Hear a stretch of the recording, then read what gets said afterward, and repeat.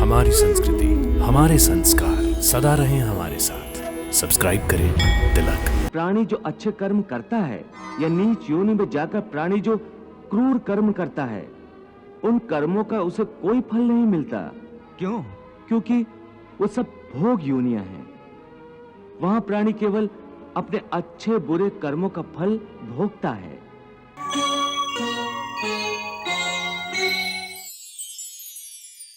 हे मधुसूदन, अब ये बताओ कि मनुष्य अपने पुण्यों को किन-किन योनियों में और कहां भोगता है? हे अर्जुन, पुण्यवान मनुष्य अपने पुण्यों के द्वारा किन्नर, गंधर्व अथवा देवताओं की योनियां धारण करके स्वर्गलोक में तब तक रहता है जब तक उसके पुण्य क्षीण नहीं हो जाते।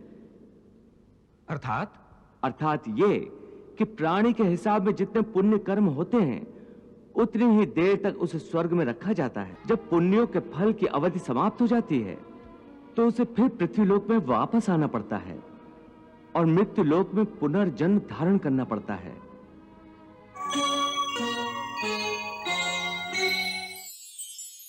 प्राप्य पुण्य कृताम लोकान उष्यत्वा शाश्वती समाह शुचीनाम श्रीमताम गेहे योग भ्रष्टो अभिजायते।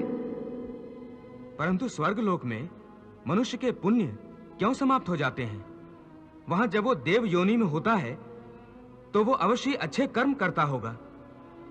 उसे इन अच्छे कर्मों का पुण्य तो प्राप्त होता होगा। नहीं अर्जुन, उच्च योनि में देवता बनकर प्राणी जो अच्छे कर्म करता है या नीच योनि में जाकर प्राणी जो क्रूर कर्म करता है, उन कर्मों का उसे कोई फल नहीं मिलता। क्यों?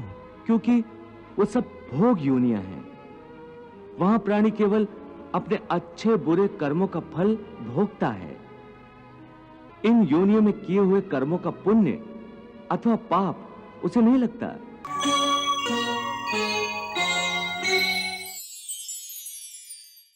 कई प्राणी स्वर्ग नरक का सुख दुख पृथ्वी लोक पर ही भोग लेते हैं।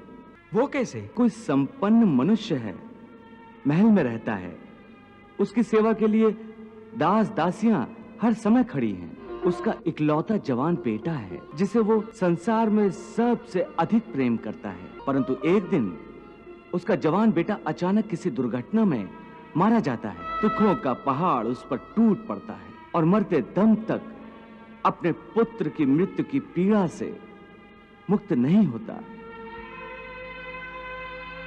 तो पुत्र के जवान होने तक उस मनुष्य ने जो सुख भोगे हैं वो स्वर्ग के सुखों की भांति थे, और पुत्र की मृत्यु के बाद उसने जो दुख भोगे हैं वो नरक के दुखों से बढ़कर थे।